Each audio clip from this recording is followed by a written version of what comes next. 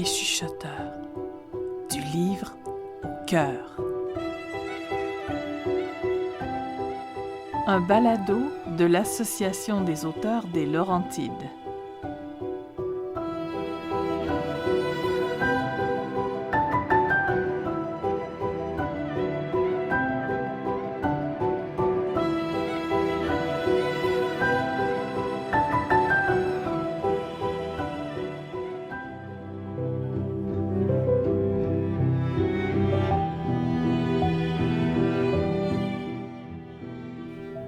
Un bouche à oreille laurentien, histoire de la caravane littéraire lue et relue.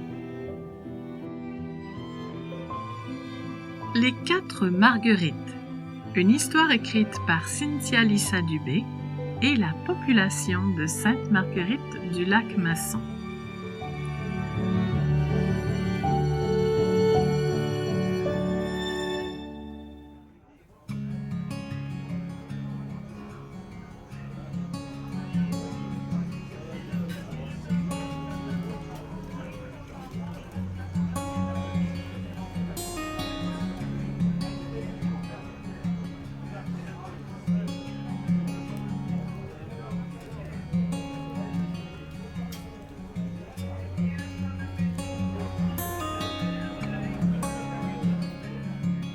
Le soleil réchauffe la terrasse du café aux Marguerites, boutique de produits du terroir. Le jeune Albert, que ses amis surnomment affectueusement le camembert parce qu'il raffole du fromage et en met dans tous ses lunchs, se pourlèche les babines à l'idée de savourer une barre glacée végane, ananas et menthe. Il revient de la pêche, qui a été fructueuse. Même s'il doit remettre les crapets soleil à l'eau, il ressent toujours une pointe d'excitation quand une prise mord à l'hameçon. Il a rapporté un beau brochet, conservé au frais dans la glacière laissée sur le perron. Le chalet familial est désormais sa demeure. À l'instar d'Édouard Masson, le fondateur de Sainte-Marguerite du Lac-Masson, le jeune homme de 19 ans a quitté la ville de Terrebonne pour s'établir ici. Albert s'adonne à la planche à pagaie, aux randonnées en bateau et à la baignade sans retenue. Face au choix difficile entre perfectionner ses saltos avant et arrière à l'école de cirque de Montréal comme son grand-père, ou se lancer dans la production de perles d'eau douce comme sa grand-mère, il a opté pour la région des Laurentides où pullulent lacs et rivières avec l'ambition de perfectionner la culture des perles. Albert se sent d'humeur sociable. Il a envie de rencontrer les gens du coin, alors qu'avant, il préférait rester parmi sa famille. Tiens, il irait bien serrer la main de ce client qui joue de la guitare sans façon sur la terrasse. L'homme aux longues jambes croisées, adossé dans une pose détendue, la tête penchée, le regard porté vers le ciel, se laisse bercer par sa propre musique. Sa chevelure grise tombe en cascade sur ses épaules, jusque sur le long de ses bras.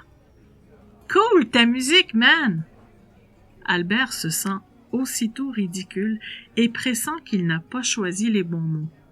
Mais le guitariste d'allure hippie regarde Albert avec bienveillance et incline la tête en guise de remerciement.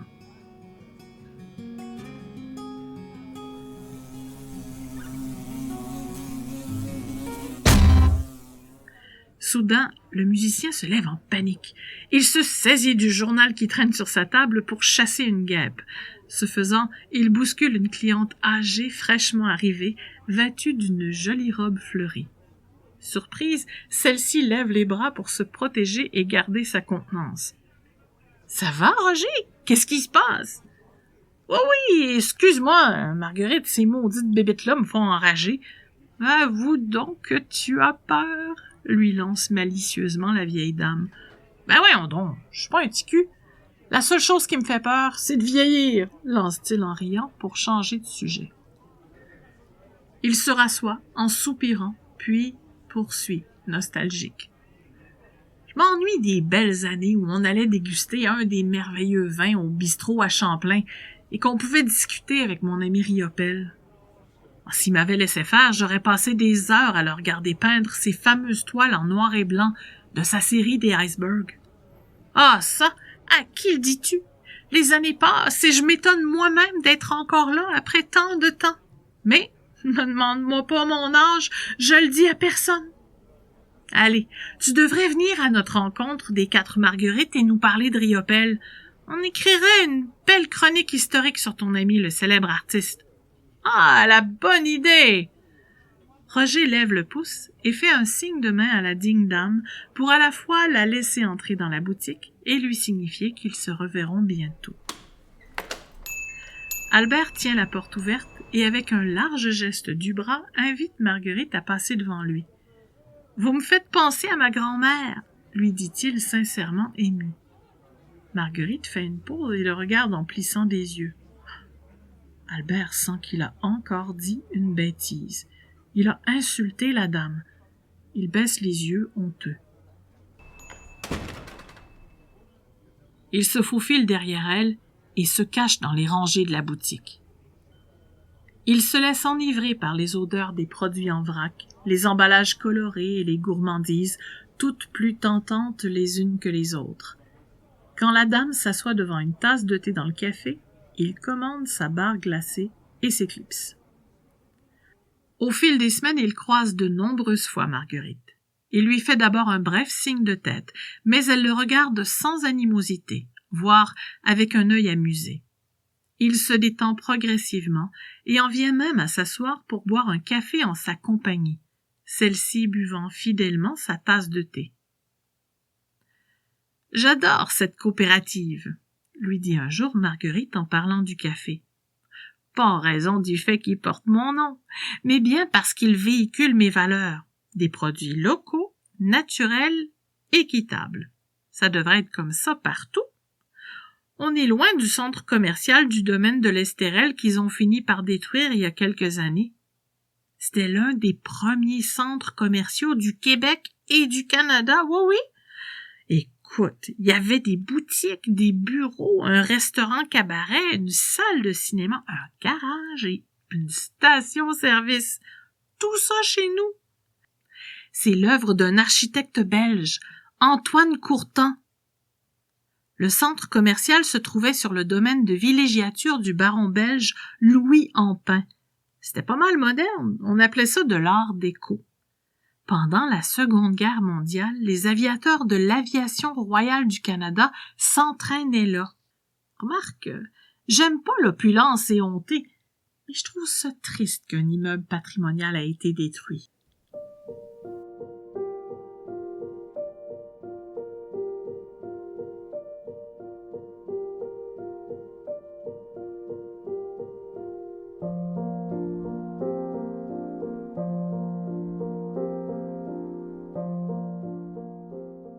Marguerite se dit musicienne et chanteuse. Elle s'accompagne elle-même au piano. Elle ne l'avoue pas à Albert, mais elle craint d'être oubliée.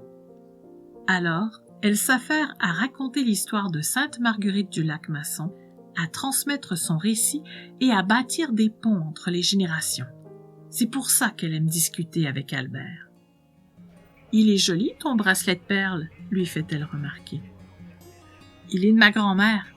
Un jour, je réussirai à en produire d'aussi belles. » Mais son interlocutrice regarde derrière lui et ne semble déjà plus l'écouter. « Ah, tiens, bonjour Marguerite. Tu nous excuseras, jeune homme, mais c'est la rencontre des 4 Marguerites qui va commencer. On va préparer notre prochaine chronique historique. » Ma jeune amie de 50 ans daigne sortir de sa mini-maison écologique et de sa forêt magique pour m'aider dans ma mission. La nouvelle arrivante porte une longue robe paysanne et un chapeau duquel s'échappe une abondante chevelure grisonnante. Elle ajoute, pour compléter sa présentation, « Je m'intéresse surtout à la nature et à la spiritualité des fleurs. Je prévois d'ailleurs faire une chronique sur l'histoire des fleurs indigènes des Laurentides. Mais l'histoire de ma communauté me semble importante à préserver aussi. » Se tournant vers sa vieille amie, « Tu devineras pas ce qui m'a visité dans mon jardin ce matin? Une couleuvre!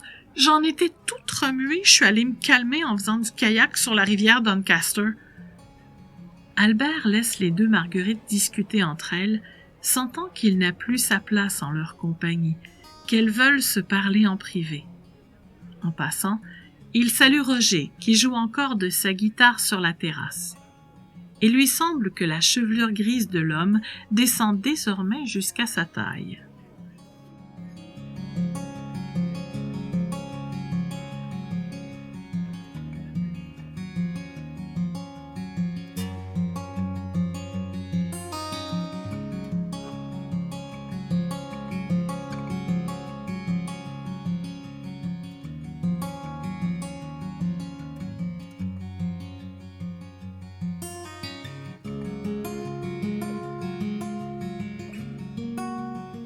Quelques semaines plus tard, Albert revoit Marguerite à la jolie robe fleurie alors qu'elle se trouve au café en compagnie d'une dame encore plus âgée, à la peau parcheminée, parsemée de taches brunâtres et à la chevelure blanche éparse.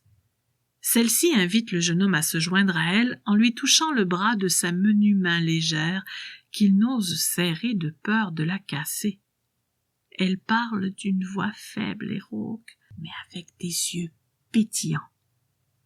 « Marguerite me dit qu'elle te raconte toutes nos histoires.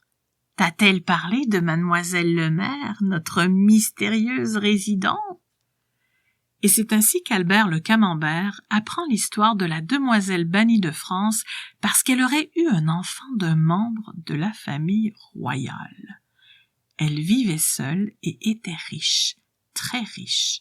Elle prélevait une partie des prises des hommes qui venaient pêcher dans ces lacs. Elle gardait un fusil et tirait un coup en l'air au début de l'après-midi. Tous les 2 ans, mademoiselle Lemaire recevait la visite de son soi-disant neveu de France.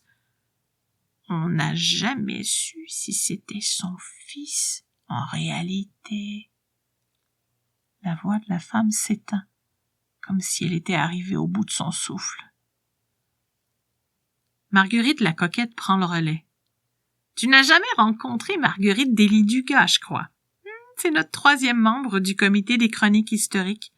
Tu me permets, cher ami, de lui parler de ton secret? » Elle en meurt d'envie, ça crève les yeux. Alors la vénérable dame acquiesce de la tête, arborant un sourire paisible. Marguerite, toujours vêtue d'une jolie robe fleurie, baisse le ton jusqu'à chuchoter. Albert doit se pencher tout près d'elle pour l'entendre. « Tu crois au miracle? » Il ne s'attendait pas à cette question. Il n'ose pas afficher un scepticisme franc. Je sais pas. Mon amie Marguerite, ici présente, est en fait sœur miracle. On la connaissait sous le nom de sœur Anne-Félicité. Sa réputation allait jusqu'en Ontario, voire aux États-Unis. On venait en pèlerinage par milliers à Sainte-Marguerite-du-Lac-Masson en 1950. Albert fait un calcul mental et réalise que si la dame était née en 1950, elle aurait aujourd'hui 74 ans, mais il est loin de se douter qu'en fait, elle a vu le jour en 1890, puisqu'elle est arrivée à Sainte-Marguerite-du-Lac-Masson en 1949, déjà âgée de 60 ans. Marguerite la coquette poursuit sur le ton de la confidence. La congrégation était dérangée par la popularité de Sœur Miracle. Ses guérisons de paralytiques et de filles muettes faisaient ombrage à l'oratoire Saint-Joseph. En tout cas, c'est ce que j'en dis, moi. Alors, elle a dû nous quitter en 1951 sous escorte policière sur ordre de l'archevêque de Montréal. Mais même la voiture ne voulait pas démarrer. Les mécaniciens ont jamais réussi à la réparer, alors ils ont dû prendre un autre véhicule. Plus tard, ils ont fait croire qu'elle était décédée en 1964. Mais, regarde, elle est revenue et est toujours avec nous. La plus que centenaire fait un clin d'œil. Ses épaules sursautent comme si elle riait, mais aucun son ne sort de sa bouche. Cette vision marquera Albert pendant des années.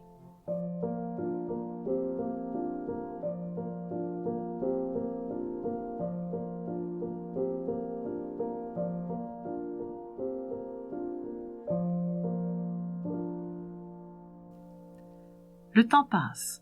Albert en perd la notion.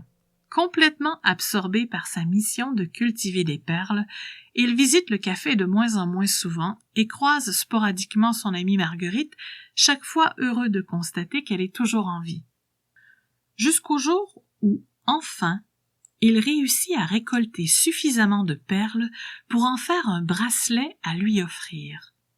Il se rend alors au café avec l'intention exprès de le lui remettre, mais elle ne s'y trouve pas. Il y retourne à plusieurs reprises. La crainte qu'elle ait disparu le tenaille, alors qu'il en revient chaque fois bredouille. Un jour, il la voit, enfin assise en compagnie de la jeune Marguerite et de la plus que centenaire. Tout excité, il oublie qu'elles sont peut-être en plein conciliabule et s'impose à leur table. Il saisit délicatement le poignet de sa vieille amie et y glisse le bracelet, sans commentaire. Celle-ci lève sa main pour admirer le bel objet, les yeux mouillés d'émotion. Et soudain, Albert demande « Mais où est donc la 4e Marguerite ?» «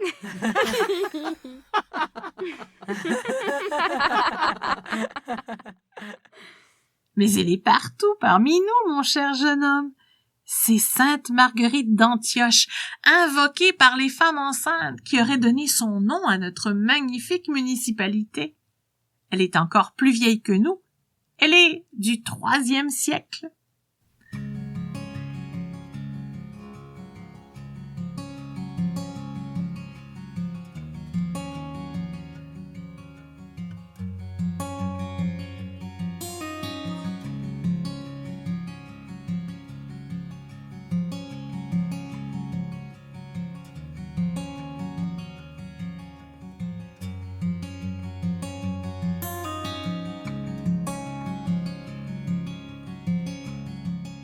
Albert profite de l'après-midi pour écouter encore d'autres histoires de la bouche des Marguerites. Lorsqu'il les laisse, après les avoir embrassées délicatement, il passe à côté de Roger, qui joue encore de la guitare sur la terrasse. Sa chevelure descend maintenant jusqu'à la hauteur de ses cuisses. Il se laisse bercer par sa propre musique en regardant vers le ciel.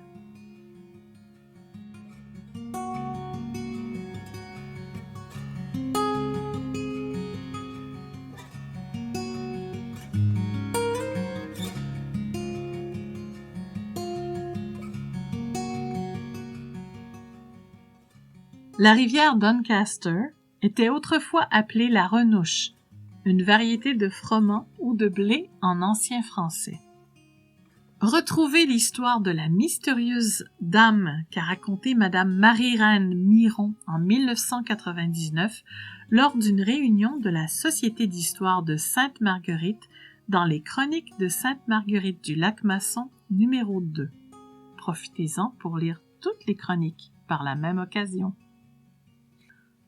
Pour l'origine du nom de Sainte-Marguerite du Lac-Masson, Pierre Grignon fournit une autre explication qu'on pourrait dire complémentaire sur le site de la ville de Sainte-Adèle, voisine immédiate de Sainte-Marguerite du Lac-Masson, dont l'histoire est intimement liée. Sainte-Marguerite Station a une explication historique remontant à cette autre gare dans Sainte-Adèle. La riche famille anglophone Cardy, bâtisseur du grand hôtel Alpine Inn et du premier terrain de golf à cet endroit, a donné le nom de leur fille Margaret à la station.